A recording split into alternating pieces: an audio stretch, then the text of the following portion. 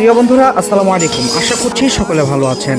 লোহার তৈজসপত্র কিভাবে তৈরি করা হয় এই সম্পর্কে আজকে আপনাদের মাঝে বিস্তারিত তুলে ধরার চেষ্টা করব আমি, অর্থাৎ কামার বা কর্মকার কিভাবে লোহা দিয়ে যে তৈজসপত্র তৈরি করেন সেই জিনিসটা বলার চেষ্টা করছি। যারা প্রাচীনকাল থেকে আমাদের কৃষি ও গৃহস্থলীর অপরিহার্য সব সরঞ্জাম তৈরি করে আসছেন তারাই হচ্ছেন মূলত কামার বা কর্মকার। কামাররা লোহাকে কয়লার আগুনে উত্তপ্ত করেন এবং তা নরম করে হাতুড়ি দিয়ে পিটিয়ে নির্দিষ্ট আকার দেন। তা আমরা সকলেই জানি। তাদের জন্য যে জিনিসটা বেশি প্রয়োজন সেটা হচ্ছে হামার, নিহাই এবং সরাসি বা হাতুড়ির সাহায্যে তারা মূলত কাজগুলো সম্পন্ন করে থাকেন। কামারদের তৈরি সরঞ্জামের মূল দুটি বিভাগে বিভক্ত করা হয়েছে। একটা হলো কৃষি সরঞ্জাম আর একটা হচ্ছে গৃহস্থালী সরঞ্জাম, যেটাকে আমরা সকলেই জানি। সেটা হচ্ছে কৃষি সরঞ্জামগুলোর মধ্যে রয়েছে কাঁধে কোদাল, লাঙলের ফলা, নিড়ানি ও খুন্তি, যেগুলোর সাহায্যে কৃষির সকল কাজ করা হয়।